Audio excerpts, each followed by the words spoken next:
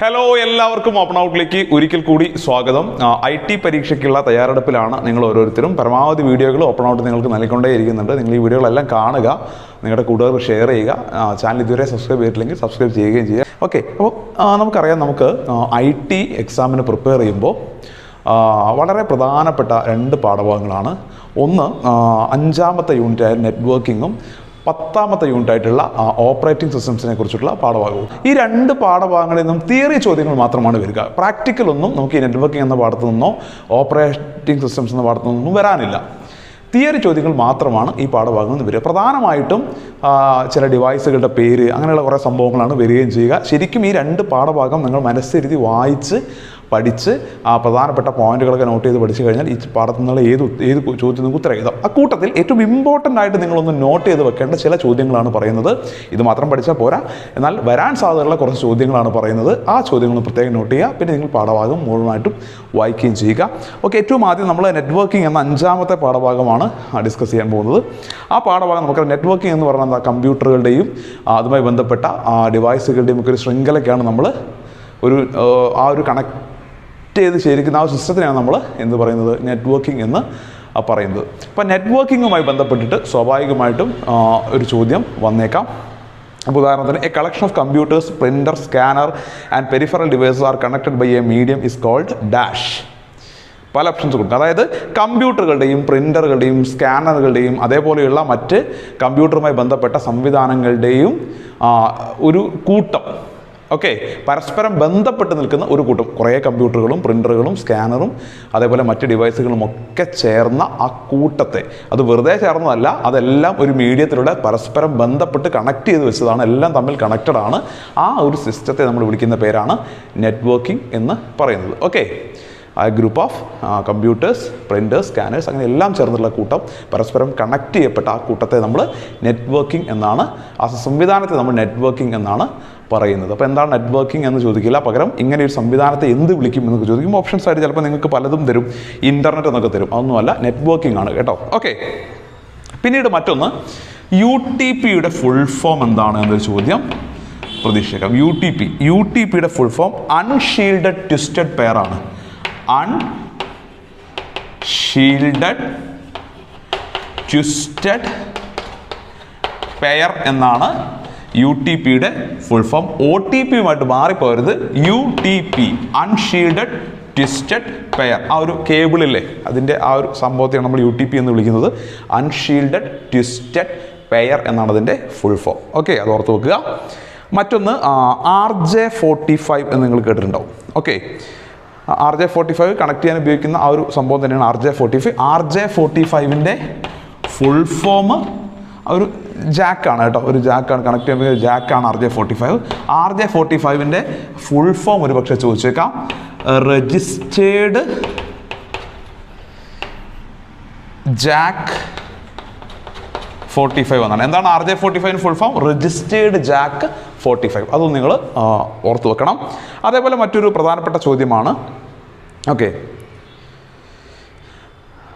which device is used to send a copy of the data to all the computers in a network? അപ്പോൾ നമ്മൾ ഒരു നെറ്റ്വർക്കിൽ ഒരുപാട് കമ്പ്യൂട്ടറുകൾ ഉണ്ടാവും.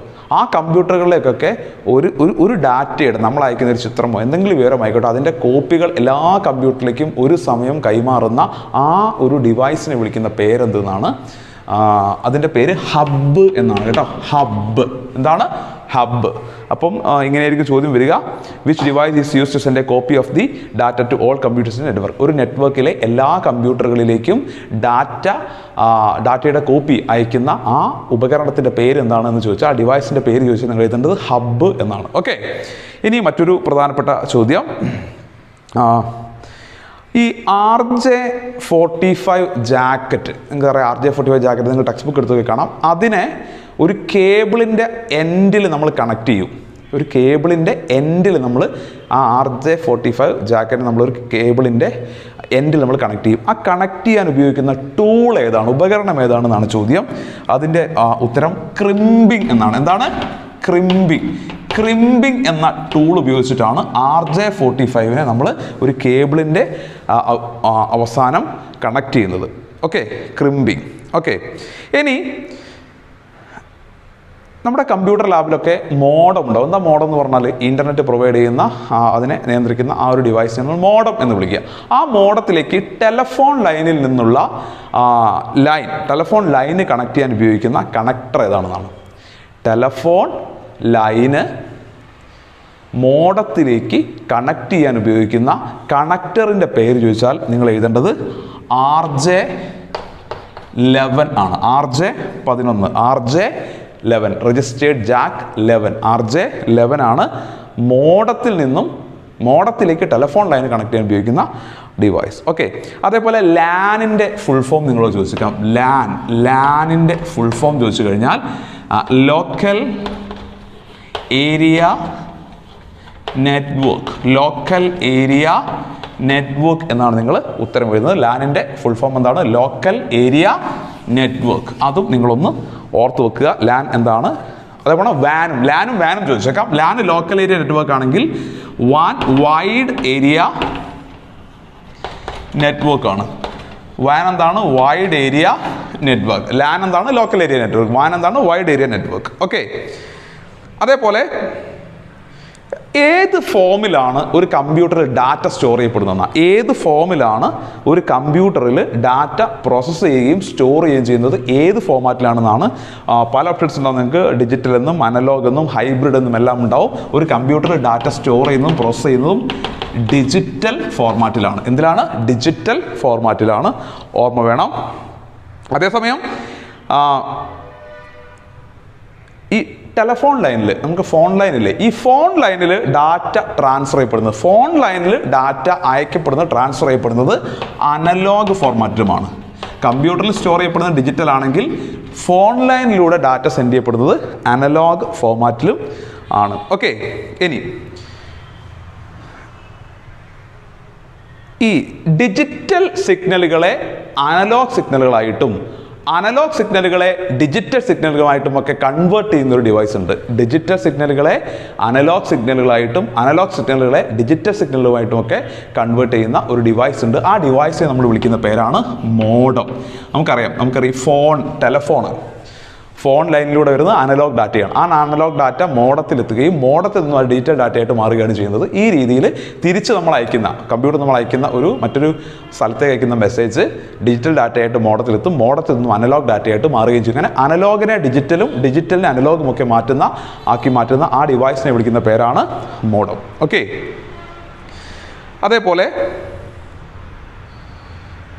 നമുക്ക് ടെലഫോൺ ലൈനിൽ നിന്നോ കേബിളിൽ നിന്നോ ഒക്കെ ഉള്ള ഇൻ്റർനെറ്റ് നമ്മുടെ കമ്പ്യൂട്ടർ ഉപയോഗിക്കാൻ നമ്മളെ ഹെൽപ്പ് ചെയ്യുന്ന ഡിവൈസിൻ്റെ പേരും മോഡം എന്ന് തന്നെയാണ്. നമുക്ക് നെറ്റ് ഉപയോഗിക്കാൻ നമ്മൾ യൂസ് ചെയ്യുന്ന ആ ഡിവൈസിൻ്റെ പേരും മോഡം എന്ന് തന്നെയാണ്. ഓക്കെ,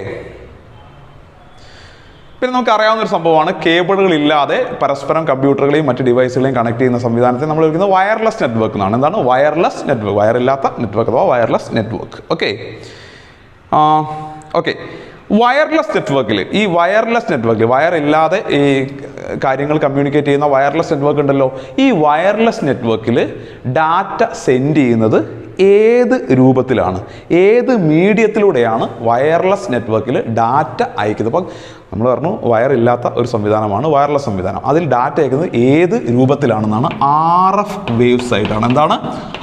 RF വേവ്സ് ആയിട്ടാണ് അത് സെൻഡ് ചെയ്തത്. ഓക്കെ, ഇനി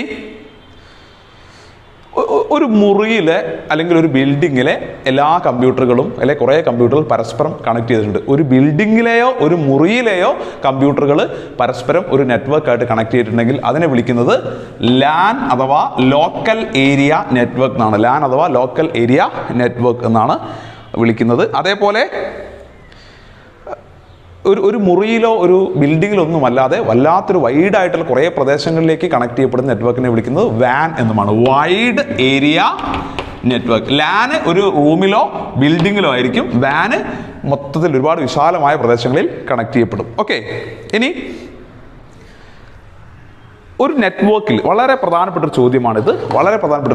ഒരു നെറ്റ്വർക്കിൽ ഒരുപാട് കമ്പ്യൂട്ടറുകൾ ഉണ്ടാവും അല്ലേ? ഒരുപാട് കമ്പ്യൂട്ടറുകൾ ഉണ്ടാവും.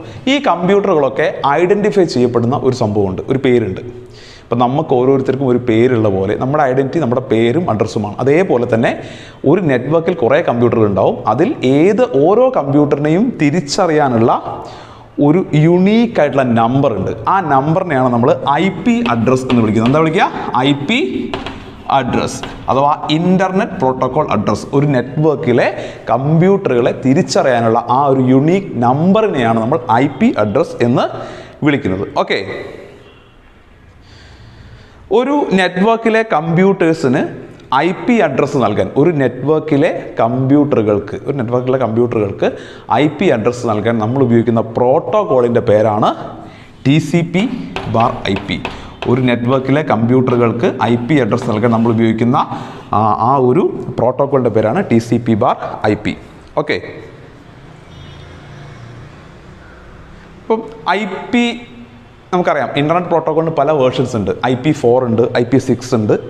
IP4ഉം IP6ഉം IP വേർഷൻ 4ഉം IP വേർഷൻ 6ഉം സ്ഥിരമായിട്ട് യൂസ് ചെയ്യപ്പെടുന്നുണ്ട്. ഇതല്ലാതെ ഒരു പക്ഷേ നിങ്ങൾക്ക് പരീക്ഷയ്ക്ക് ചോദിക്കും IP വേർഷൻ 4, IP വേർഷൻ 6, ചിലപ്പോൾ IP വേർഷൻ 10 എന്നും കൊടുക്കും. എന്നിട്ട് ചോദിക്കും ഇതിൽ IP-യുടെ വേർഷൻ അല്ലാത്തത് ഏത്? അത് 10 ആണ്. 4ഉം 6ഉമാണ് പൊതുവെ ഇപ്പോൾ ഉള്ളത്. ഓക്കെ,